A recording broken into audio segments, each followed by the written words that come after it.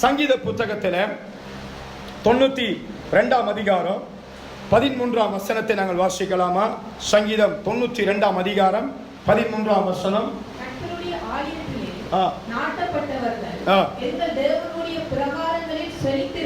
செழித்திருப்பார்கள். ஆமென். கர்த்தருக்கு ஸ்தோத்திரம்.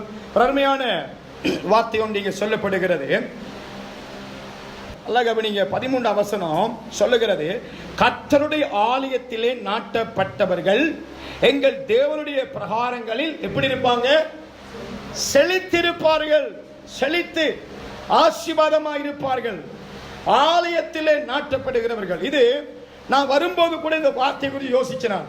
எப்படி யோசிச்சேன்னா, இந்த வசனம் நம்முடைய ஆட்களுக்கு தெரியா நினைக்கிறீங்களா?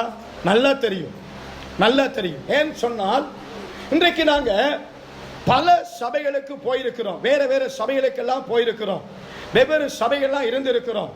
அங்கெல்லாம் நாங்கள் பாதிக்கப்பட்டிருக்கிறோம். அது உங்க பக்கம் நியாயம் இருக்குது, அவங்க பக்கம் நியாயம் இருக்கு, அது தெரியாது. ஒரு பக்கம் இருக்கட்டும். உங்க பக்கத்துல உங்க பார்வையில நீங்க யாரு, நாங்க யாரு? பாதிக்கப்பட்டவர்கள். அந்த சபையால, அங்க இருக்கிற ஊழியக்காரனாலேயோ, அங்க இருக்கிற சபையா ஜனங்களாலேயோ ஒருவரால நாங்கள் பாதிக்கப்பட்டு அந்த நேசித்த சபை, அந்த நேசித்த ஊழியக்காரர் அல்லது நேசித்த ஐக்கியம் எல்லாவற்றையும் இழந்து நாங்க என்ன செஞ்சிட்டோம்? வெளியே வந்துட்டோம்.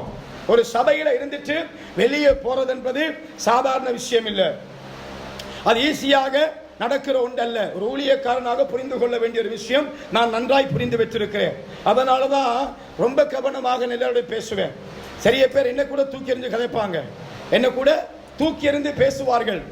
ஆனாலும் கூட நான் ஒன்றை யோசிப்பேன், என்னதான் தூக்கி எறிந்து பேசினாலும் என்னை நேசித்து தானே இந்த சபைக்கு வந்தார்கள், என்னை நேசித்து தானே இந்த சபைக்குள்ள இருக்கிறார்கள், என்னை நம்பித்தானே. அதாவது கர்த்தர் மேல் நம்பிக்கை. ஆனா இவர் நல்ல ஊழியக்காரன், இவர் உண்மையா இருப்பாரு, இவரை நம்பி இந்த சபையை நம்புவோமா, இந்த சபையை நேசிப்போண்டு என்ன செய்வோம்? அநேகர் என்ன செய்வாங்கன்னா, சபையை நேசித்து, ஊழியக்காரனை நேசித்து, அந்த சபை மேல நம்பிக்கை வைத்து, இந்த சபையில ஆண்டவர் இருப்பாரு, இந்த சபையை கர்த்தர் ஆசீர்வதிப்பாரு, இந்த சபைக்கு போனா எனக்கும் ஒரு ஆசீர்வாதம் வரும், இந்த சபைக்கு போனா என்னுடைய வாழ்க்கையிலும் ஆண்டவர் நன்மை செய்வார் என்று சொல்லி நம்பித்தான் சபைக்குள்ளே போவது. அப்போ அந்த நம்பிக்கை உடையும் பொழுது, அங்கே ஒரு பாதிப்பு வரும் பொழுது வலிகள், வேதனைகள், துன்பங்கள் வருகிறது. அப்படிப்பட்ட வலிகளை தாண்டி வந்தவர்களால் நீங்கள் எல்லோரும், நான் உட்பட வைங்களேன். கர்த்தருக்கு ஸ்தோத்திரம். ஆனாலும் நாங்க என்ன செய்யறோம்? மறுபடியும் அது ஒரு சபையை தேடி போகிறோம். கண்டிப்பாக எங்களுக்கு ஒரு சபை வேணும், எங்களுக்கு ஒரு ஊழியக்காரர் வேணும், நாங்கள் கூடிய ஒரு சபை வேணும் என்பதில் தெளிவா இருக்கிறோம். அந்த தெளிவா இருக்கிறபடியா தான் நீங்க அடி வாங்கியும், வலி பட்டும், வேதனைப்பட்டும், துன்பப்பட்டும் மறுபடியும் ஏதாவது ஒரு சபைக்கு போவோம் என்று சொல்லி என்ன செய்யறோம்? சபையை தேடி வருகிறோம். அப்படித்தான் நாங்கள் இந்த இடத்துல கூடி வந்திருக்கிறோம். அப்போ நமக்கு இந்த அறிவு நமக்கு உண்டு. எந்த அறிவு உண்டு? சபைக்கு வந்தால் நமக்கு ஆசீர்வாதம், சபை நமக்கு தேவை. அந்த அறிவு தவறான அறிவல்ல, அந்த திட்டம், தீர்மானம் தவறானது ஒன்று அல்ல. ஏனென்றால் வேதமே தெளிவாய் சொல்லுகிறது, கர்த்தருடைய ஆலயத்தில் நாட்டப்பட்டவர்கள். அல்லேலூயா. அப்ப கர்த்தருடைய ஆலயத்தில் நாட்டப்பட்டவர்கள் எங்களுடைய தேவனுடைய பிரகாரத்தில் செழித்திருப்பார்கள். அப்போ ஒரு மனிதன் செழித்திருக்க வேண்டும் என்றால் கர்த்தருடைய ஆலயத்தில் நாட்டப்பட்டிருக்க வேண்டும். இது நம்ம எல்லாருக்கும் தெரியும். தெரிந்ததுனாலதான் பல சபைகளுக்குள்ள போய் ஏமாந்தாலும், பல சபைகளால பாதிக்கப்பட்டாலும் மறுபடியும் அந்த சபைக்கு போய் பார்ப்போமா, அப்ப இந்த சபைக்கு போவோமா, அது நல்லம் என்று சொல்றாங்க போவோமா என்று சொல்லி ஏதோ ஒரு சபையை நாங்க தேடி என்ன செய்றோம்? சபை வேணாம் என்ற அந்த நிலைக்கு நாங்கள் வராமல் இருக்கிறோம். அல்லேலூயா. அப்ப நமக்கு நன்றாய் தெரியும், சபையிலே நாட்டப்பட்டால் நாங்கள் செழிக்கப்படுவோம் என்று வேத வசனம் சொல்லுகிறது. இதிலே தாவீதுக்கு ரொம்ப நல்லா தெரியும், நமக்கு தெரிந்த ஒரு வசனம் தான். அதை பார்த்துவிட்டு கொஞ்சம் அப்படியே வார்த்தைக்குள்ள போவோம். இது முகவரியாக நான் கொடுக்கிறேன். வாசிங்க சங்கீதம் 27ஆம் அதிகாரத்தில், சங்கீதம் 27ஆம் அதிகாரத்தில் 4ஆம் வசனத்தை வாசிங்க. என்னத்தை கேட்டாருங்க? எத்தனை கேட்டாருங்க? கொஞ்சம் சத்தமா சொல்லுங்களேன். ஏன்னா நாங்க எல்லாம் நிறைய கேட்போம் ஆண்டவரிடத்துல. நாங்க கர்த்தரை கேட்கறதெல்லாம் நிறைய. அதை தாரும், இதை தாரும், அதை தாரும், இதை தாரும். அதுக்காக பல மணி நேர ஜெபம், பல மணி நேர உபவாசம், பல மணி நேர சோத்திரம், பல மணி நேர முழங்கால், நிறைய விண்ணப்பம் அடுக்கி வச்சிருப்போம், நான் உட்பட. ஆனால் தேவ மனிதனாகிய தாவீது ஒன்றே கேட்கிறார். என்று சொன்னா, இதுக்குள்ள நான் போயிட்டேன்னு சொன்னா, அந்த இடத்துக்குள்ள போயிட்டேன்னு சொன்னா மற்றது தானா எனக்கு கிடைக்கும் என்ற அந்த அறிவு தாவீதுக்கு இருந்தது. வாட்சி முடியுங்க சிஸ்டர், வசனத்தில் இருக்கா? கர்த்தரிடத்தில் ஒன்றை நான் கேட்டேன், அதையே நாடுவேன். நான் கர்த்தருடைய மகிமையை பார்க்கும்படியாகவும் அவருடைய ஆலயத்தில் ஆராய்ச்சி செய்யும்படியாகவும் நான் என் ஜீவனுள்ள நாளெல்லாம் கர்த்தருடைய ஆலயத்தில் தங்கி இருப்பதையே நாடுவேன். அப்ப பாருங்க, கர்த்தருடைய ஆலயத்துல தங்கி இருப்பதை தான் நாடுறாராம். அந்த ஒன்றுதான் அவருக்கு தேவையா இருக்குது. ஏனென்றா கர்த்தருடைய ஆலயத்துக்கு போயிட்டேன்னு சொன்னா என் வாழ்க்கையில தேவன் சமானத்தை தந்துருவாரு, பாதுகாப்பை தந்துருவாரு, நன்மையை தந்துருவாரு, மேன்மையை தந்துருவாரு. எல்லாமே தாவீதுக்கு தெரிந்த ஒரு அறிவா இருக்கு. எதை பெற்றுக்கொள்ள வேண்டும் என்று சொன்னாலும் நான் ஆலயத்தில் நிற்க வேண்டும், நான் ஆலயத்துக்கு போக வேண்டும், நான் ஆலயத்துக்கு போனாதான் மற்றது எனக்கு கிடைக்கும் என்ற அந்த தெளிவு தாவீதுக்கு இருந்தது, எங்களுக்கும் இருக்கிறது.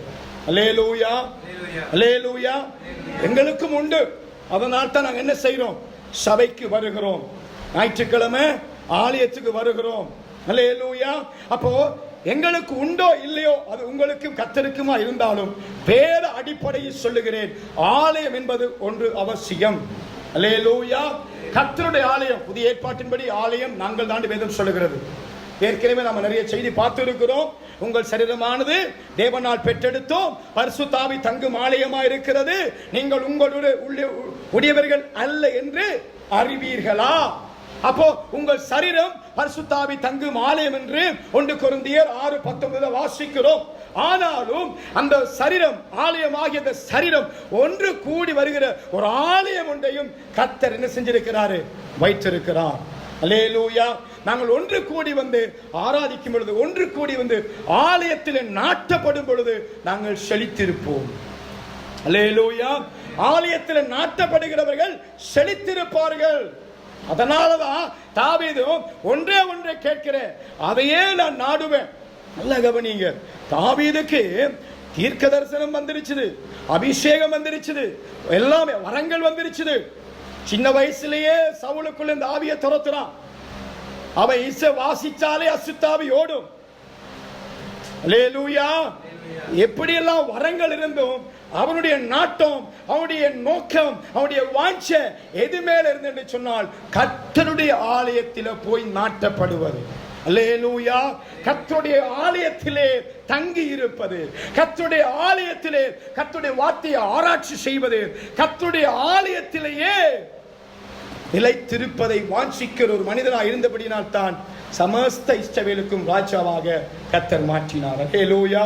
ஆடுகளை மேய்த்துக் கொண்டிருந்த தாவீதை என்ன செய்தாருங்க? சமஸ்த இஸ்ரவேலுக்கும் ராஜாவை மாத்தின காரணம், அவனுக்கு ராஜாவாகணும் என்ற நாட்டம் இல்ல, அவனுக்கு ராஜாவாகணும் என்ற விருப்பம் இல்ல, அவனுக்கு ராஜாவாகணும் என்ற அந்த புகழ் வாஞ்சை இல்ல. அவன் விருப்பம், அவன் வாஞ்சை, அவன் ஏக்கம், அவன் விண்ணப்பம் எல்லாம் ஒன்றுதான். என்னவென்று சொன்னால் கர்த்தருடைய ஆலயத்தை நான் நாடுவேன், கர்த்தருடைய ஆலயத்தை நான் தேடுவேன், அங்கே நான் தங்கி இருப்பதையே வாஞ்சிப்பேன். ஏன்னா அங்க போனால் தான் கர்த்தருடைய பிரசன்னம் எனக்கு கிடைக்கும், கர்த்தருடைய வார்த்தை எனக்கு கிடைக்கும், பரிசுத்தாவின் அபிஷேகம் எனக்கு கிடைக்கும். அங்க நிறைய இருக்குது. ஏன்னா புதிய ஏற்பாட்டிலே சொல்றாரு, எல்லா ஜனங்களுக்கும் இது என்னவாம்? ஜெப வீடு. அப்போ இங்க வந்து ஜெபம் பண்ணி நான் ஜெபத்தை கேட்பேன், இங்க வந்து நான் துதிச்சா அந்த துதியில நான் பிரியப்படுவேன். இது ஏன் வீடு? அல்லேலூயா. யாருடைய வீடுங்க? கர்த்தருடைய வீடு. கர்த்தருடைய வீட்டில் நாட்டப்படுகிறவர்கள் செழித்திருப்பார்கள். இப்பதான் நான் செய்திக்குள்ள போறேன். கர்த்தருடைய வீட்டிலே நாட்டப்பட்டவர்கள் எப்படி இருக்க வேண்டும்? 2 காரியத்தை பேச போறேன். அல்லேலூயா. 2 காரியம். கர்த்தருடைய ஆலயத்தில் நாட்டப்பட்டவர்கள் எப்படி இருக்க வேண்டும், எப்படியான ஒரு நாட்டத்தை ஆண்டவர் எதிர்பார்க்கிறார். ஏன்னா கர்த்தருடைய ஆலயத்திலிருந்து கலகம் பண்றவங்க இருந்தவங்க, கர்த்தருடைய ஆலயத்தில் கலகம் பண்றவங்க இருந்தவங்க, கர்த்தருடைய ஆலயத்தை பார்த்து தூஷிக்கிறவங்களே ஆலயத்துக்குள்ள இருந்தவங்க, கர்த்தருடைய ஆலயத்தை பார்த்து பரியாசம் பண்றவங்களே ஆலயத்துக்குள்ள இருந்தவங்க. எல்லா வேதத்துல இருக்குது. கர்த்தருடைய ஆலயத்திலிருந்து குற்றம் கண்டுபிடிக்கிறவர்களே அங்க இருந்தவர்கள் பலர் உண்டு. எல்லாரும் செலுத்திருப்பார்களா என்று சொன்னால் இல்லை. அல்லேலூயா. எல்லாரும் செழிப்பார்களா? கர்த்தருடைய ஆலயத்துக்கு வந்தா போதுமா? அவருடைய ஆலயத்தில் வந்தா மாத்திரம் செழிப்பு வந்துடுமா? அது மட்டும் நான் நாட்டப்பட்டதுக்கான அடையாளம் அதுதானா என்று கொஞ்சம் ஆராய்ந்து பார்ப்போமானால், கர்த்தருடைய ஆலயத்திலே நாட்டப்பட்டவர்கள் முதலாவது இருக்க வேண்டியது லூக்கா புத்தகத்தில் வாசிக்கலாமா? லூக்கா புத்தகத்தில் 2ஆம் அதிகாரம் 21ஆம் வசனத்தை வாசிக்கலாமா?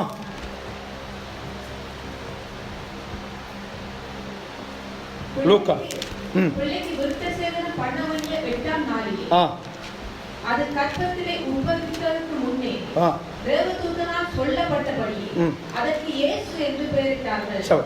ஓகே, இந்த சம்பவம் நமக்கு தெரியும். என்ன சம்பவம்? இயேசு கிறிஸ்து பிறந்து 8ஆம் நாள் ஆலயத்துக்கு கொண்டு வராங்க. அல்லேலூயா. ஆலயத்துக்கு கொண்டு வராங்க. எதுக்கு ஆலயத்துக்கு கொண்டு வராங்க? எதுக்கு கொண்டு வராங்க? பிள்ளைக்கு விருத்த சேதனம் பண்ண வேண்டிய 8ஆம் நாளிலே. அல்லேலூயா. அப்போ ஒரு இஸ்ரவேலில ஒரு பிள்ளை பிறந்தால், ஒரு ஆண் பிள்ளை பிறந்தால் அங்க ஒரு பிரமாணம் இருக்கிறது. என்னென்று சொன்னால் 8ஆம் நாள் அந்த பிள்ளை விருத்த சேதனம் பண்ணப்பட வேண்டும். ஆலயத்துக்கு கொண்டு சென்று அங்கே ஆலயத்தில் வைத்து விருத்த சேதனம் பண்ணப்பட வேண்டும். அல்லேலூயா. அப்போ இங்கே நம்முடைய ஆவிக்குரிய பிரகாரமான ஒரு விருத்த சேதனம் உண்டு. சபைக்குள் வருகிறவர்களுக்கு என்று ஒரு விருத்த சேதனத்தை ஆண்டவர் வைத்திருக்கிறார். அதை நாங்கள் பழைய ஏற்பாட்டிலிருந்து புதிய ஏற்பாடுக்கு பார்க்க முடியும். இங்கே சொல்லப்பட்ட அந்த மாமிச பிரகாரமான விருத்த சேதனம் அல்ல. ஆனாலும் ஆவிக்குரிய சபையாகிய நாங்கள், இந்த புதிய ஏற்பாட்டு சபையாகிய நாங்கள், ஆதி அப்போஸ்தல சபையிலிருந்து கட்டப்பட்ட சபையாகிய எங்களுக்கும் ஒரு விருத்த சேதனம் உண்டு என்பதை வேதம் சொல்லுகிறது. ஆலயத்துக்கு வருகிறவர்கள், ஆலயத்தில் நாட்டப்படுகிறவர்கள், ஆலயத்தில் நிற்கிறவர்கள் விருத்த சேதனம் பண்ணப்பட்டுள்ளா இருக்க வேண்டும். அல்லேலூயா. அது எப்படிப்பட்ட விருத்த சேதனம் சொன்னால், பழைய ஏற்பாட்டில் இருந்தே நான் அப்படியே வாரம் பாருங்க, புதிய ஏற்பாடு வரைக்கும். எரேமியா 4ஆம் அதிகாரத்தில் 4ஆம் வசனத்தை வாசிக்கலாமா? அந்த விருத்த சேதனம் என்ன என்பதை பார்க்கலாமா? எரேமியா 4:4. யூத மனுஷரே, எருசலேமின் குடிகளே, உங்கள் கிரியைகளுடைய பொல்லாப்பின் நிமித்தம் என் உக்கிரமம் அக்கினியைப் போல எழும்பி அவிப்பார் இல்லாமல் எரியாதபடிக்கு நீங்கள் கர்த்தருக்கென்று உங்களை விருத்த சேதனம் பண்ணி உங்கள் இருதயத்தின் நுனித்தோலை நீக்கி போடுங்கள். இருதயத்தின் நுனித்தோலை நீக்கி போடுங்கள். பாருங்க, நாங்க அந்த ஆண் பிள்ளைகளுக்கான விருத்த சேதனம், மாமிச பிரகார விருத்த சேதனம் நாங்க பழைய ஏற்பாட்டில் நிறைய இடத்துல பார்த்தாலும் கூட ஆண்டவர் என்ன செய்யறான்னு சொன்னா, அதே பழைய ஏற்பாட்டில் அதே காலகட்டத்தில் ஆண்டவர் இன்னொரு வார்த்தையை கொண்டு வாரு. என்ன சொன்னால், இருதயத்தின் நுனி தோலை விருத்த சேதனம் பண்ணுங்கள். அல்லேலூயா. ஆலயத்திலே நாட்டப்பட்டவர்கள் இருதயத்தில் விருத்த சேதனம் பண்ணப்பட்டிருக்கணுங்க. அல்லேலூயா. விருத்த சேதனம் மாமிச பிரகாரமாக ஒரு 8ஆம் நாள் ஒரு ஆண் குழந்தைக்கு எப்படி விருத்தசேதனம் பண்ணி அந்த நுனி தோலை அறுத்து விலக்குவார்களோ, அது போல இருதயத்தில் உள்ள மாமிசத்தின் கிரியைகளை விலக்க வேண்டும். அல்லேலூயா. எத்தனை பேருக்கு புரியுது? பழைய ஏற்பாட்டில் அந்த சின்ன குழந்தைக்கு 8ஆம் நாள் எப்படி அந்த நுனி தோலை அறுத்து அதை விலக்க வேண்டுமோ, அது போல இருதயத்தில் இருக்கிற மாமிசத்தின் கிரியைகளை நீங்கள் இருதயத்தை விட்டு விலக்க வேண்டும். இதுதான் தேவன் எதிர்பார்க்கிற விருத்த சேதனம். ஆலயத்தில் நாட்டப்பட்டவர்களுடைய இருதயம் விருத்த சேதனம் பண்ணப்பட்டிருக்க வேண்டும். அல்லேலூயா. இன்னொரு வசனத்தை வாசிங்க. அதே எரேமியாவிலே 9ஆம் அதிகாரம் 26ஆம் வசனம்.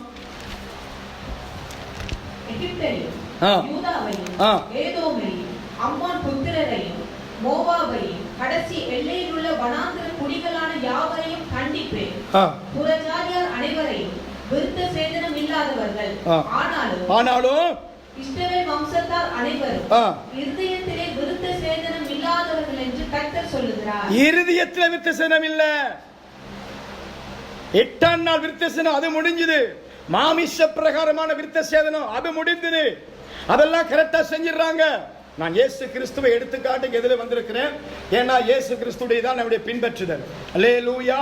அப்போ ஆலயத்தில் கொண்டு போய் ஒரு பிள்ளை கிறிஸ்துவுக்குள் வருமானால், ஒரு ஒரு ஒரு இஸ்ரவேல் குலத்தை சேர்ந்த பிள்ளை, ஒரு யூதரை சேர்ந்த பிள்ளை 8ஆம் நாள் எப்படி ஆலயத்துக்கு சென்று அந்த நுனித்தோலை அறுத்து விருத்த சேதனம் பண்ணணுமோ அது போல கர்த்தரை ஏற்றுக்கொண்டு ஆலயத்துக்குள் வருகிறவர்கள், ஆலயத்தில் நாட்டப்படுகிறவர்கள், ஆலயத்தில் நிலைத்திருக்கிறவர்கள் இருதயத்தை விருத்த சேதனம் செய்திருக்க வேண்டும். இருதயத்தில் விருத்த சேதனம் இல்லாதாலும் ஆலயத்துக்குள்ள பிரச்சனை. விளங்குதா? ஏன் ஆலயத்துக்கு பிரச்சனை? ஆலயத்தில் இருக்கிறோம், ஆலயத்துக்குள்ள நிலைச்சிருக்கிறோம், ஆலயத்துக்குள்ள கட்டப்பட்டிருக்கிறோம், ஆலயத்துக்குள்ள தேடி வர்றோம், ஆனால் இருதயம் விருத்த சேதனம் இல்லை. இருத்தில் இருக்கிறதான கசப்புகளோ, போட்டிகளோ, பொறாமைகளோ, எரிச்சல்களோ, வன்கண்களோ, மாயமானங்களோ, கபடங்களோ, களவோ, பொறாமையோ, பெருமையோ, இது எல்லாம் என்ன செய்யப்படவில்லை? இருதயத்தை விட்டு நீக்கப்படவில்லை. இது நீங்கி கர்த்தருடைய ஆலயத்தில் கட்டப்படுகிறவர்கள் செழித்திருப்பார். வேத வசனம் பொய் இல்லைங்க. வேத வசனம் பொய் சொல்லாது. ஆலயத்தில் நாட்டப்படுகிறவர்கள் செழித்திருப்பார் சொன்னதுதான். அல்லேலூயா. எத்தனை பேருக்கு புரியுதுங்க? அல்லேலூயா. ஆலயத்தில் நாட்டப்படுகிறவர்கள் விருத்த சேதனம் பண்ணப்பட்டிருக்கணும். விருத்த சேதனம் பண்ணப்பட்டுள்ள இருப்பார்களானால் அவர்கள் செழித்திருப்பார்கள். ஆலயத்தில் நாட்டப்பட்ட இருதயம் எப்படி இருக்கணுங்க? விருத்த சேதனம் பண்ணப்பட்டிருக்கணும். ஆலயத்துக்குள்ள வந்துட்டாலே இதத்தில் இருக்கிறதான பாவ கரைகள், பாவ எண்ணங்கள், இதத்தில் இருக்கிறதான இச்சைகள், இதத்தில் நம்ம சோதிச்சு பார்க்கணும். என் இருதயம் எப்படி இருக்குது? என் இருத்துக்குள்ள என்ன கிடக்குது? தேவனுக்கு பிரியமில்லாதது எது என் இருத்துல இருக்குது? அது ஊழியக்காரனுக்கு தெரியாது, ஜனங்களுக்கு தெரியாது. ஆனால் இந்த சபையின் அதாவது இந்த சபையின் உரிமையாளருக்கு தெரியும். இந்த சபையிலே எங்களை கொண்டு வந்து நாட்டினவருக்கு தெரியும். அதுதான் சொல்றாரு, பிரஜாதிகளும் விருத்தசனம் பண்ணல. அதுபோல இஸ்ரவேல் ஜனங்கள், நம்முடைய ஜனங்கள், தேவனுடைய ஜனங்களும் என்ன இல்ல? இருதயத்தில் விருத்தசனம் இல்ல. அதனாலதான் இது எங்க இருக்கு இந்த சம்பவம்? எரேமியா எப்ப நடந்துச்சு? பாபிலோன் தேசத்தில் சிறைப்பிடிக்கப்பட்ட ஒரு காலம். அந்த காலகட்டத்தில் நாட்டப்பட்ட ஆலயம் இடிக்கப்பட்டாச்சு. ஆண்டவர் ஆலயத்தை இடிச்சிட்டாரு. ஒரு அழகான ஆலயம், பிரம்மாண்டமான ஆலயம் கட்டப்பட்டிருந்தது சாலமோன் ஊடாக. அந்த பிரம்மாண்டமான ஆலயத்தை ஆண்டவர் இடிச்சிட்டார். ஏன் தெரியுமா? ஆலயம் அழகா இல்லையா? ஆலயத்துக்குள் ஆக்கள் இல்லையா? ஆலயத்துக்குள் ஆசாரியன் இல்லையா? ஆலயத்தை பராமரிக்க பணம் இல்லையா? ஆலயத்தை ஊழியக்கார இல்லையா? என்ன இல்ல? எல்லாம் இருக்கு. அந்த பிரம்மாண்டமான ஆலயத்தை பராமரிக்கவும், அந்த பிரம்மாண்டமான ஆலயத்துக்குள்ள பலிகளை செலுத்தவும் ஆட்கள் உண்டு. ஆனால் ஆலயத்தில் நாட்டப்பட்டவுடைய இருதயம் விருத்த சேதனம் பண்ணப்படவில்லை. ஆலயத்தை இடித்ததுக்கு காரணம், ஆலயத்தை விட்டு ஜனங்களை வெளியேற்றதுக்கு காரணம், வெளியே கொண்டு போயிட்டாரு. ஆலயத்தை விட்டு, தேசத்தை விட்டு, வீட்டை விட்டு, சுதந்திரத்தை விட்டு அடிமையாய் கொண்டு போய் விட்டாரு. ஏனென்று சொன்னால் இருதயத்தில் விருத்த சேதனம் இல்லை. ஆனால் அதுவே நானும் நீங்களும் இருதயத்தில் விருத்த சேதனம் பண்ணப்பட்டுள்ளாக ஆலயத்தில் நாட்டப்படுவோமானால் நாம் செழித்திருப்போம். அல்லேலூயா. விசுவாசிக்கிறீங்களாங்க? அல்லேலூயா. நாங்கள் ஆலயத்தில் நாட்டப்பட்டவர்கள், ஆனால் விருத்த சேதனம் பண்ணப்பட்டிருக்க வேண்டும். விருத்த சேதனம் பண்ணப்பட்டிருந்தால் நாங்கள் செழித்திருப்போம். எங்கள் பிள்ளைகள் செழித்திருப்பார்கள், எங்கள் சந்ததி செழித்திருக்கும். ஆனால் இருதயத்தில் விருத்த சேதனம் வரணும். இன்னும் சில வார்த்தை இருக்கு பாருங்க. இருதயம் மட்டும் இல்ல, அடுத்த சொல்ற பாருங்க. எரேமியா, அதே எரேமியால 6ஆம் அதிகாரம் 10ஆம் வசனம் வாசிக்கலாமா? அவர்கள் கேட்கும்படி நான் யாரோட பேசி எச்சரிப்பேன், அவர்களுடைய செவி விருத்த சேதனம் இல்லாதிருக்கிறது. விருத்த சேதனம் இல்லாதிருக்கிறது. ஏன்னா மாமிசம் அடைத்து வைத்திருக்கிறது. கர்த்தருடைய வார்த்தையை கேட்கிற செவி இல்ல. நமக்கு தெரிஞ்ச விருத்தசனம் ஒன்றே ஒன்றுதான். பழைய ஏற்பாட்டில் அது ஆண் பிள்ளைகளுக்கு 8ஆம் நாள் விருத்த சேதனம். அது இப்ப இல்ல, கதை முடிஞ்சு போச்சு. இப்ப இல்ல, இப்ப கிருபையின் காலம். இப்ப என்ன வேணாலும் பண்ணலாம். அல்லாஹ் கவனிங்கள் என்ன சொல்றாரு அங்க. இருதயத்தில் விருத்த சேதனம் வேணும். இங்க 6ஆம் அதிகாரம் 10ஆம் வசனம் சொல்றாரு, அவருடைய செவி விருத்த சேதனம் இல்லாதது, அவர்கள் கேட்க மாட்டார்கள். யாரெல்லாம் கர்த்தருடைய வார்த்தையை கேட்கிறோம் இல்லையோ அவங்களெல்லாம் விருத்த சேதனம் பண்ணப்படாத செவிகள், தெரியுமா? ஆனா அவங்கள யாரு? ஆலயத்தில் நாட்டப்பட்டவங்க தான், ஆலயத்துக்கு வர்றவங்க தான், ஆலயத்துக்கு போகணும் என்ற அந்த அறிவுள்ளவங்க தான். அதான் ஆரம்பத்தில் கொஞ்சம் சொன்ன ஒரு முகவுரை, இன்ட்ரோடக்ஷன். அந்த அறிவு உண்டு. சபைக்கு போய்த்தான் ஆகணும். ஏதாவது ஒரு சபை நமக்கு வேணும். அலன் ஜோசப் சரியில்லாட்டி பரவாயில்லை, அங்க போய் பார்ப்போம், இங்க போய் பார்ப்போம், அந்த ஊழியர் நல்ல கேள்விப்பட்ட. ஏன் அந்த எண்ணம் வருகிறது?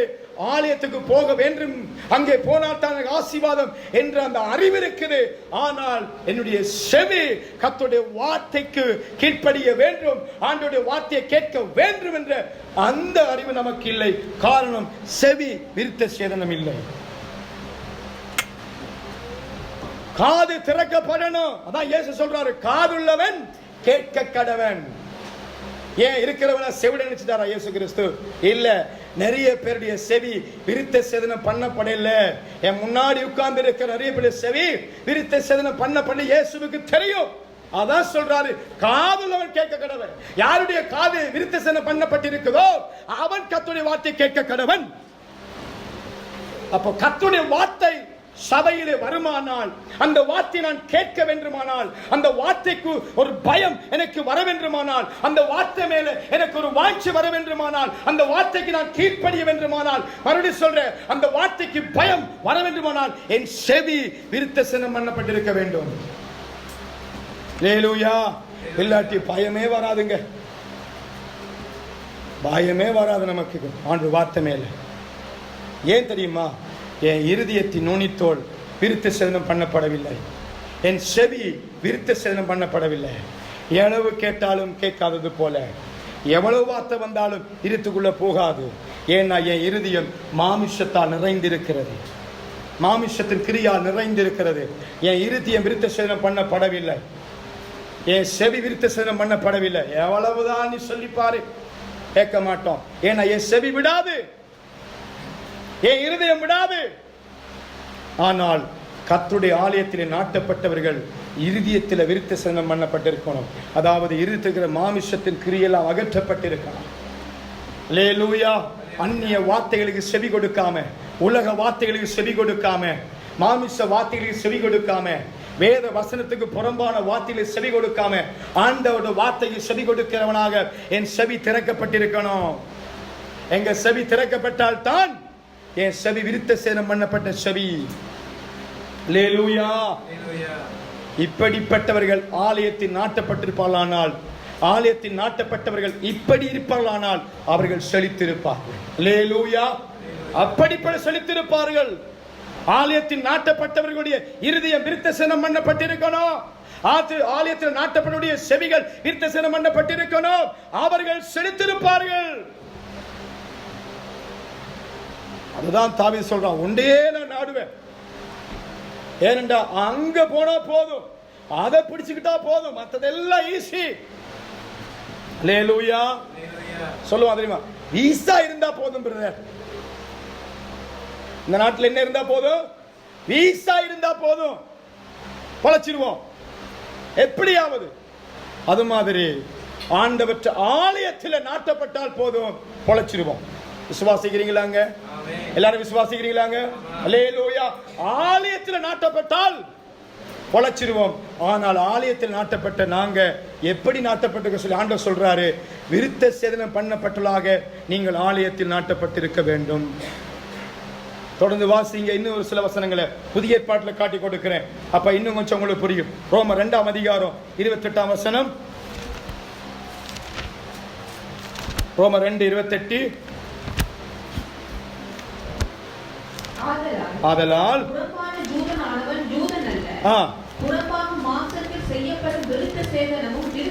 நல்லா பாருங்க, புறம்பான விருத்த சேதனம் என்ன இல்லை, இப்ப விருத்த சேதனம் இல்லை ஆகிவிட்டது.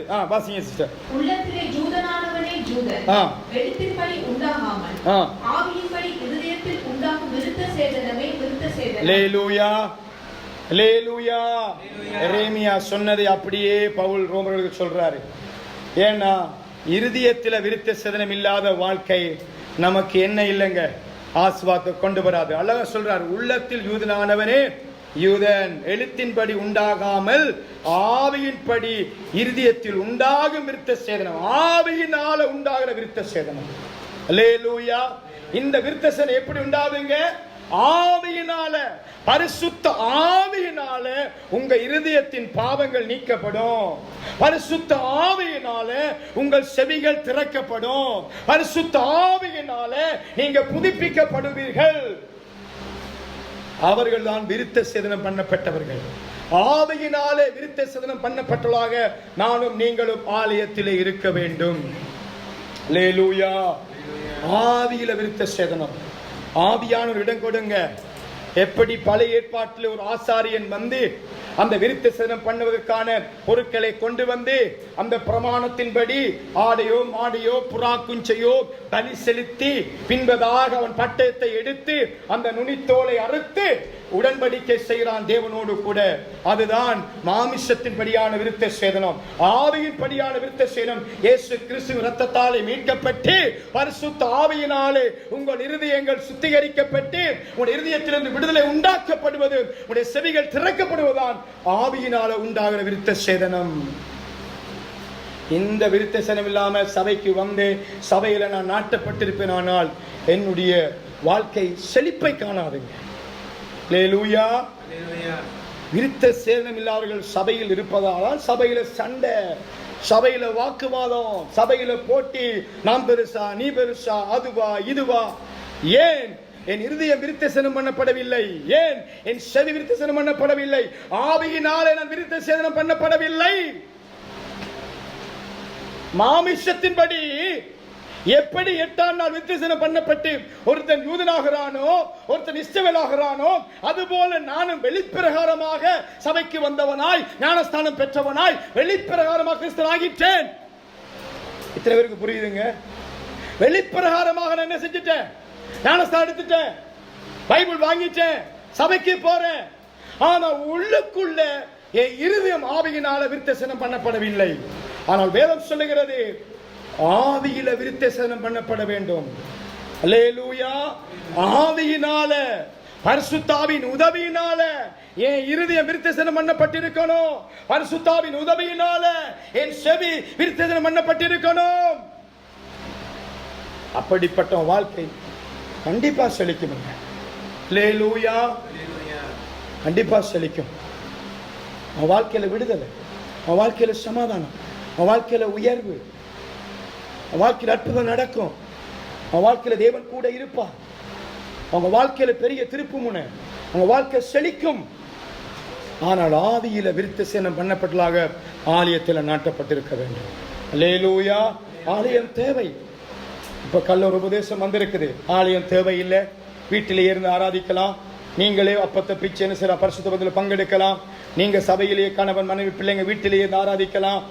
எல்லாம் வந்து கொண்டிருக்குது. ஆனால் வேதம் தெளிவாய் சொல்லுகிறது ஆலயத்திலே கூடி வந்து நாட்டப்பட வேண்டும். அல்லேலூயா. அங்கே நாட்டப்படுகிறவர்கள் ஆவியினாலே விருத்த சேதனம் பண்ணப்பட்டிருக்கணும். ஆவியினாலே மாமிசம் வெட்டப்பட்டவளாய், மாமிசம் சுட்டரிக்கப்பட்டவங்களாய். அதான் வேதம் சொல்லுகிறது கிறிஸ்தவர்கள் தங்கள் மாமிசத்தையும் அதன் ஆசை இச்சைகளையும் என்ன செஞ்சிட்டாங்க? சிலுவையில அரைஞ்சிட்டாங்க. நாங்க சபைக்கு வந்துட்டோம், ஆலயத்துக்கு வந்துட்டோம், ஆலயம் எங்களை செலக்ட் பண்ணிட்டோம். ஆனா சிலுவை இல்லை, இன்னும் எங்க மாமிசம் அறியப்படவில்லை. நாங்க இன்னும் விருத்த சேதனம் பண்ணப்படவில்லை. என்றைக்கு நாங்கள் விருத்த சேதனம் பண்ணப்படுகிறோமோ அன்றைக்குத்தான் நாங்கள் ஆவியில உண்மையான கிறிஸ்தவர்கள். ஏன்னா இங்க வேதம் என்ன சொல்லுதுங்க? புறம்பாக யூதனானவன் யூதன் அல்ல. புறம்பான யூதனானவன் என்ன இல்ல? யூதன் இல்ல. புறம்பான கிறிஸ்தவ வாழ்க்கை, உள்ளுக்குள்ள மாற்றம் இல்ல, வெளியில கிறிஸ்தவ வாழ்க்கை. இவர்கள் கிறிஸ்தவ அல்ல. யார் ஆவியிலே விருத்த சேதனம் பண்ணப்பட்டு மாறுகிறார்களோ அவர்கள் தான் கிறிஸ்தவர்கள். அல்லேலூயா. இவங்க தான் கிறிஸ்தவங்க. ஆவியினால விருத்த சேதனம் பண்ணப்பட்டிருக்கணும். பரிசுத்த ஆவியை கொண்டு, அவற்றை துணியை கொண்டு என் பாவம் கண்டித்து உணர்த்தப்பட்டு என் பாவம் எல்லாம் அங்கே என்ன செய்யப்பட்டிருக்கணும்? விடுதலையாக்கப்பட்டிருக்கணும். அல்லேலூயா. இருதயத்தில் விருத்த சேதனம், செவி கர்த்தருடைய வார்த்தை கேட்க ரெடியா இருக்கணுங்க. கர்த்தருடைய வார்த்தை வரும் பொழுது மாறுகிறவனா இருக்கணும். கர்த்தருடைய வார்த்தை வரும் பொழுது விசுவாசனா இருக்கணும். கர்த்தருடைய வார்த்தை கீழ்ப்படினா இருக்கணும். இதுதான் விருத்த சேதனம் பண்ணப்பட்ட செவி ஆவியினால. இன்னொரு வசனம் பாருங்க, கொலோசியர் 2ஆம் அதிகாரம் 11ஆம் வசனம் வாசிங்க.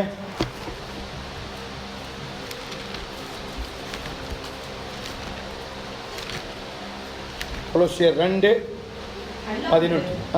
நீங்கள் கிறிஸ்துவை பற்றும் விருத்த சேதனத்தினாலே மாம்சத்துக்குரிய பாவ சரீரத்தை கலைத்து விட்டதினால் கையால் செய்யப்படாத விருத்த சேதனத்தை அவருக்குள் பெற்றீர்கள். அவருக்குள் பெற்றிருக்கிறீங்க.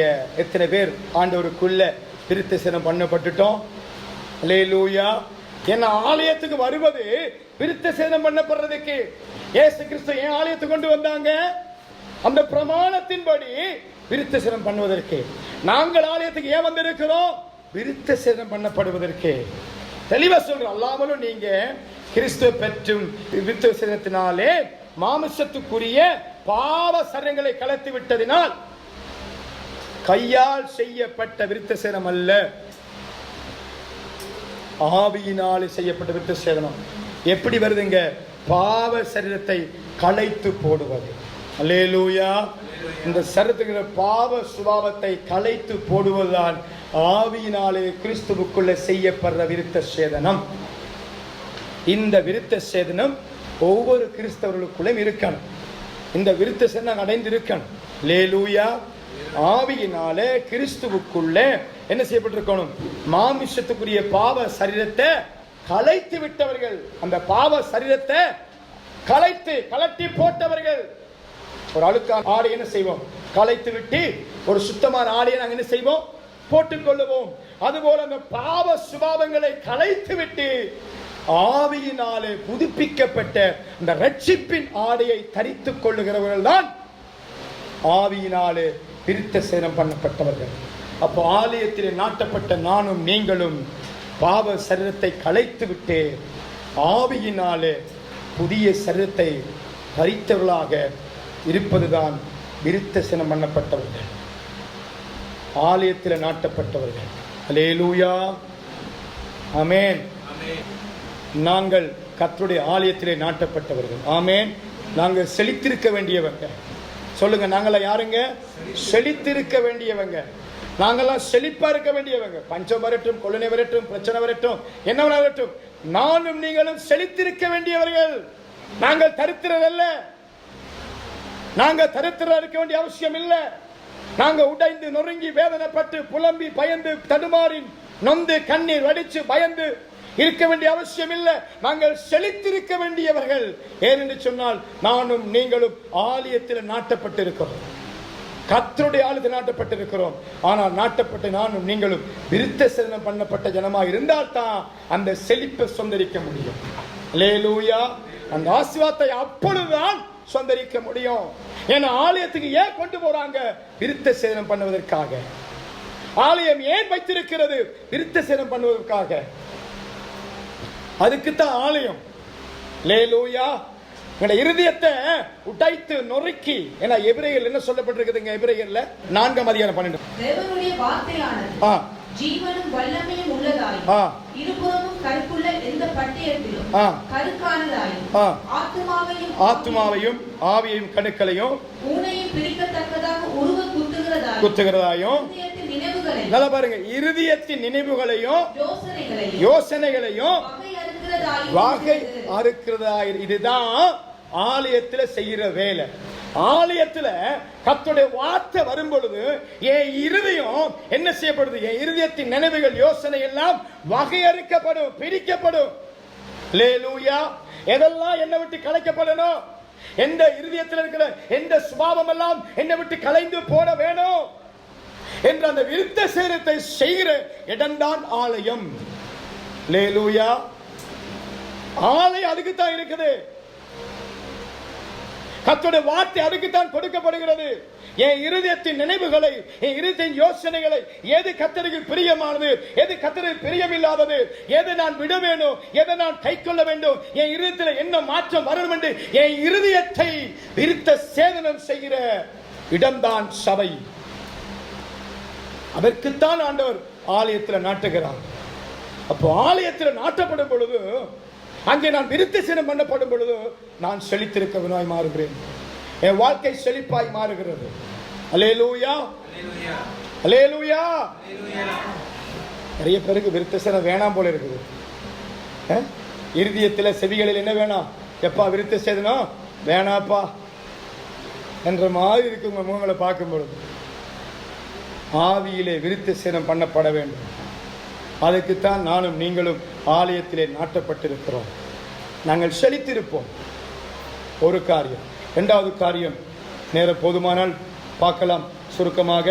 இரண்டாவது, அதே லூக்கா புத்தகத்தில் 2ஆம் அதிகாரம் 23ஆம் வசனம் வாசிக்கலாமா?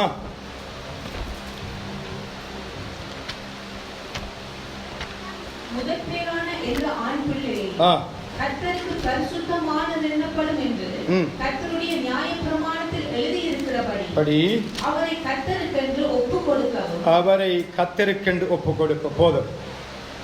கர்த்தருக்கென்று ஒப்புக் கொடுக்கப்பட்டவர்கள். அல்லேலூயா. கர்த்தருக்கென்று நீங்கள் வாழ வேண்டும். நீங்கள் கர்த்தருக்கென்று அழைக்கப்பட்டவர்கள். நீங்கள் கர்த்தருக்கென்று ஒப்புக் கொடுக்கப்பட்டவர்கள். ஆலயம் உங்கள் ஒப்புக் கொடுக்கிற இடம். அல்லேலூயா. தேவ சித்தத்துக்கு உங்களை ஒப்புக் கொடுக்கிற இடம். தேவ சித்தத்துக்கு நீங்க உங்களை அர்ப்பணிக்கிற இடம். தேவ சித்தத்தை நீங்க அறிந்து கொள்ற இடம் ஆலயம். ஆலயத்தில் இயேசு என்ன செய்யறாங்க? ஒப்பு கொடுக்கிறாங்க. அப்போ ஆலயத்துக்கு வர்றது ஏன் விருப்பத்தை செய்வதற்கல்ல, ஏன் இலக்கை அடைவதற்கு. ஆலயத்தில் வந்து ஆண்டவரை ஏன் விருப்பத்தை நிறைவேற்றும், ஏன் இலக்கை அடைய உதவி செய்யும், எனக்கு அது செய்யும், எனக்கு இது செய்யும். ஆனால் வேதம் தெளிவாய் சொல்லுகிறது, ஆலயத்திலே எதற்கென்றால் கர்த்தருக்கென்று ஒப்பு கொடுக்கப்பட்டவர்கள். ஆலயத்துக்குள்ள வந்த எல்லாருமே கர்த்தருக்கென்று ஒப்பு கொடுக்கப்பட்டவர்கள். நீங்க ஒப்பு கொடுக்கிறீங்களோ இல்லையோ, உங்களை நீங்கள் கர்த்தருக்கென்று ஒப்பு கொடுக்கப்பட்டவர்கள். அல்லேலூயா. கர்த்தராலே தெரிந்து கொள்ளப்பட்டவர்கள், கர்த்தராலே பிரித்தெடுக்கப்பட்டவர்கள். நீங்க தேவ சித்தத்தை நிறைவேற்றினாலும் நிறைவேற்றாவிட்டாலும் ஆண்டவர் உங்களை தெரிந்து வைத்திருக்கிறார். அவர் சித்தத்தை நிறைவேற்றுவதற்காக ஒப்பு கொடுக்கணுங்க. தேவ சித்தத்துக்கு ஒப்பு கொடுக்கணும். என் வாழ்க்கையில என்ன சித்தம் இருக்கிறதோ அது என் வாழ்க்கையில நிறைவேற, ஆண்டோட சித்தம் நிறைவேற நான் என்னை ஒப்பு கொடுக்கணும். உனக்கு ஒப்பு கொடுத்துட்டாங்க. 8ஆம் நாள் பிள்ளைய கொண்டு ஒப்பு கொடுத்துட்டாங்க. திருச்சேதனம் பண்றாங்க. 2வது ஒப்பு கொடுக்கிறாங்க. இந்த பிள்ளைய நாங்க ஒப்பு கொடுக்கிறோம் தேவ சித்தத்துக்கு. அல்லேலூயா. பிள்ளைகளை குறித்து நிறைய பார்க்கலாம். தேவ சித்தம் நிறைவேற்ற ஜனமாய் நாங்கள் மாறணும். தேவ சித்தத்தை செய்யறவங்க வாழ்க்கை தான் மாறும். இயேசு கிறிஸ்து சொல்றார் பாருங்க. ஒப்பு கொடுக்கப்பட்ட இயேசு கிறிஸ்து யோவான் 7ஆம் அதிகாரத்தில் 17ஆம் வசனம் சொல்ற பாருங்க.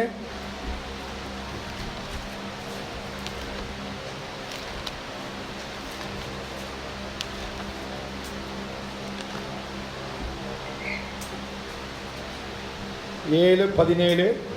அவருடைய சித்தத்தின்படி செய்ய மனதுள்ளவன் எவனோ அவன் இந்த உபதேசம் தேவனால் உண்டாயிருக்கிறதோ நான் சுயமாய் போகிறேனோ என்று அறிந்து கொள்ளுவான். நான் சுயமாய் பேசுகிறேனோ, நான் சுயமாய் பேசுகிறேன் என்று அறிந்து கொள். நல்லா கவனிங்க. அவருடைய சித்தத்தின்படி செய்ய மனதுள்ளவன் எவனோ. யாரால் அது முடியும்? யாரால தேவ சித்தத்தை செய்ய முடியும்? யார் ஒப்பு கொடுக்கிறாங்களோ அவங்களால தான் செய்ய முடியும். அல்லேலூயா. யாரெல்லாம் நான் தேவ சித்தத்தை செய்கிறேன்னு ஒப்பு கொடுக்கிறாங்களோ அவங்களால அதை செய்ய முடியும். அவங்களுக்கு தான் அந்த மனசு வரும். அவங்களுக்கு தான் ஏதாவது ஆண்டவருக்காக செய்யணும்ன்ற அந்த மனம் அப்பதான் வரும். அவங்களுக்கு தான் அது இருக்கும். ஒப்பு கொடுக்காத இருக்காது. ஒப்பு கொடுக்காதெல்லாம் ஏன் வருவான்? ஏன் தேவைக்காக. ஆலயத்துக்கு போனா தான் எனக்கு ஆசீர்வாதம், ஆலயத்துக்கு போனா தான் இந்த பிரச்சனை தீரும், ஆலயத்தில் போய் எப்படியாவது செஞ்சிடணும், சோம் பண்ணி போராடி இந்த பிரச்சனை தீர்த்திடணும், இந்த பிரச்சனை தாண்டி வந்துடணும், என் வாழ்க்கையில முன்னேற்றத்தை அடைஞ்சிடணும், என் வாழ்க்கையில இலக்கை அடைஞ்சிடணும், வாங்க சபைக்கு போவோம். அப்பில்ல. அதெல்லாம் தானா நடக்கும். அதெல்லாம் அதுபால் நடக்கும். ஆலயத்துக்கு வருகிறவர்கள் தங்களை தேவ சித்தத்துக்கு ஒப்பு கொடுக்க வேண்டும். அல்லேலூயா.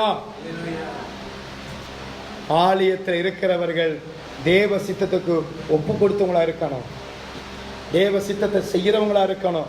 அவங்களுக்கு தான் கர்த்தருடைய வார்த்தை கூட இவர் சுயமா பேசுறாரா, இவர் பரிசுத்தாவில பேசுறாரா என்று அவங்களுக்கு தெரியுமா? அல்லேலூயா. உங்களை நீங்களே கொஞ்சம் ஆராய்ந்து பாருங்கள். என் வாழ்க்கையில இன்றைக்கு தேவ சித்தம் தான் நடந்து கொண்டிருக்கிறதா? நான் தேவனுக்கு ஒப்பு கொடுத்து தேவ சித்தத்தை தான் செய்து கொண்டு வருகிறேனா என்று கொஞ்சம் ஆராய்ந்து பாருங்கள். அல்லேலூயா.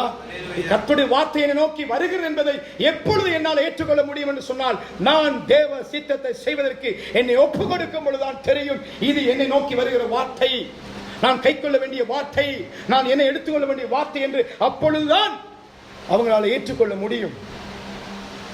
இல்லைன்னா ஏற்றுக்கொள்ள முடியாதுங்க வார்த்தையை. நான் ஒன்றும் கலப்படம் இல்லாம தான் பேசிக்கிட்டு இருக்கேன், ஆனாலும் ஏற்றுக்கொள்ள முடியாதான். வார்த்தை ஒன்றும் கலக்க இல்லை. சொந்த கதை, சோக கதை, தேவையில்லாத எடுத்துக்காட்டுகள் ஒன்றுமே சொல்லல. அப்படியே வார்த்தையோடய போய்கிட்டு இருக்கிறேன். ஆனாலும் என்னால் ஏற்றுக்கொள்ள முடியாம இருக்கும். ஏன் தெரியுமா? ஒப்பு கொடுக்கலன்னா. ஆனாலும் இந்த வார்த்தைக்கு கீழ்ப்படி எனக்கு மனது வராது. ஏன் தெரியுமா? ஒப்பு கொடுக்கல தேவ சித்தத்துக்கு. ஆனாலும் இந்த வார்த்தைக்கு மேல ஒரு பயம் வராது எனக்கு. அலட்சியம் பண்ணிட்டு போயிடுவேன். ஏன் தெரியுமா? தேவ சித்தத்தை செய்வதற்கு நான் என்னை ஒப்பு கொடுக்கவில்லை. என்றைக்கு நான் ஆலயத்துக்குள்ளே வந்து நாட்டப்பட்டவனா இருக்கும் பொழுது என்னை தேவ சித்தத்துக்கு ஒப்பு கொடுக்கிறேனோ அன்றைக்கு இந்த வார்த்தை எனக்கு பயத்தை கொண்டு வரும், எனக்கு விசுவாசத்தை கொண்டு வரும், எனக்கு கீழ்ப்படியும் என்ற மனதை கொண்டு வரும், எனக்கு வளர்ச்சியை கொண்டு வரும். அப்ப ஒப்பு கொடுத்தல் ரொம்ப முக்கியம். ஏதோ சபைக்கு வந்தமா போனமா, சொந்த காரியத்துக்காக, தேவைக்காக, கஷ்டத்துக்காக, துன்பத்துக்காக சபைக்கு தேடி வந்து ஜெபிச்சோமா, துதித்தோமா என்று இருப்போமானால் வார்த்தை எனக்குள்ளே கிரியை செய்யாது, வார்த்தை என்னை மாற்றாது, வார்த்தை மேல் எனக்கு ஒரு பயம் வராது, வார்த்தை மேல் எனக்கு விசுவாசம் வராது. எப்பொழுது வரும் என்று சொன்னால் என்னை ஒப்பு கொடுக்கும் பொழுது வரும். அல்லேலூயா. ஒப்பு கொடுக்கும் பொழுது இந்த வார்த்தை கர்த்தரிடமிருந்து வார்த்தை என்று என்னை ஏற்றுக்கொள்ள வைக்கும், விசுவாசிக்க வைக்கும், கீழ்ப்படிய வைக்கும், கர்த்தருக்கு பயப்படுற பயத்தை கொண்டு வரும். ஒப்பு கொடுங்க. ஆலயத்தில் நாட்டப்பட்டவர்கள் தேவ சித்தத்துக்கு ஒப்பு கொடுக்கப்பட்டவர்களாக இருக்க வேண்டும். அல்லேலூயா. இன்னொரு வசனம் வாசிக்கலாமா? 9ஆம் அதிகாரம் 31ஆம் வசனத்தை.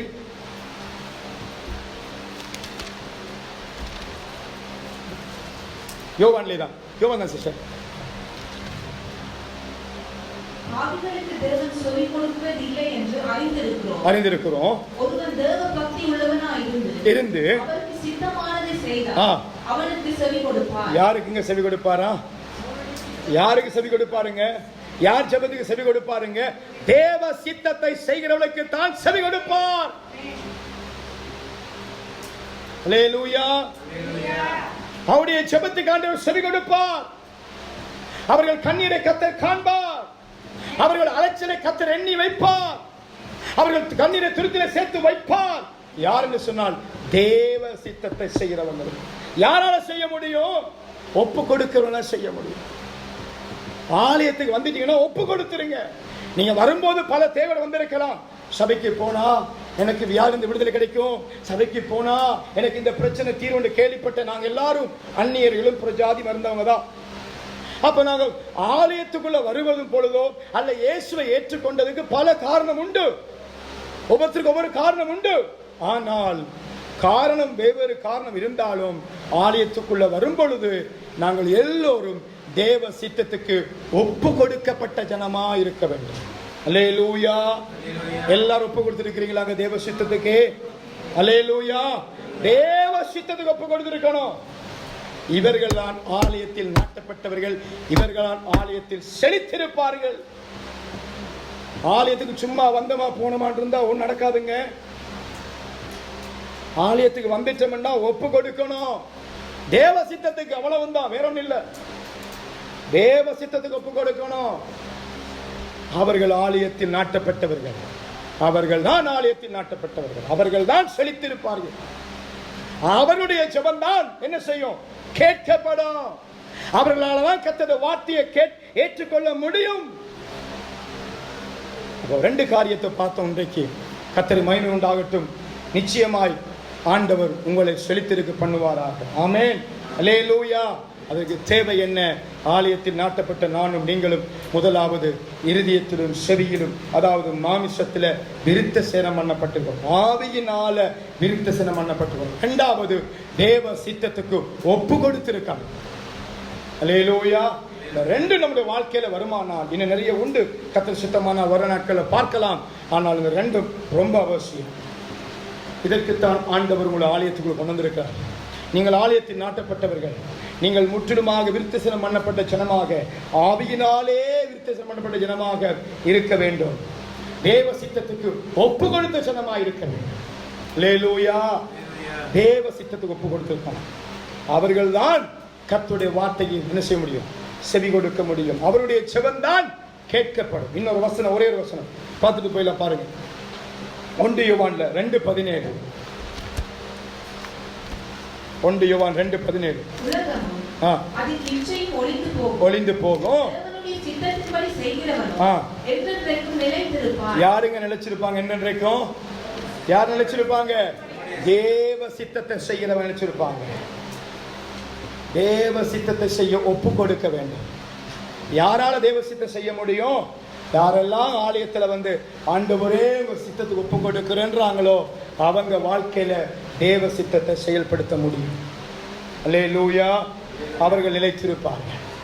அவர்கள் தான் கர்த்தருடைய வார்த்தைக்கு செவி கொடுப்பார்கள். அவர்களுடைய ஜெபம் தான் கேட்கப்படும்.